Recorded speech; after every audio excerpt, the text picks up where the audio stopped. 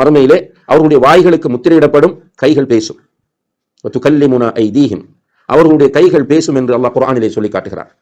அதே போல நபி ஸல்லல்லாஹு அலைஹி வஸல்லம் அவர்கள் இந்த தஸ்பீஹ் செய்வது, திக்ர் செய்வதை பற்றி சொல்லும்போது, குறிப்பாக தொழுகைக்கு பிறகு சுப்ஹானல்லாஹ் 33 தடவைகள், அல்ஹம்துலில்லாஹ் 33 தடவைகள், அல்லாஹு அக்பர் 33 தடவைகள், லா இலாஹ இல்லல்லாஹ் என்று எல்லாவற்றையும் 100ஆக ஆக்குவது, இதை ஃபர்லான தொழுகைகளுக்கு பிறகு நபி ஸல்லல்லாஹு அலைஹி வஸல்லம் அவர்கள் நமக்கு கற்றுத் தருகிறார்கள்.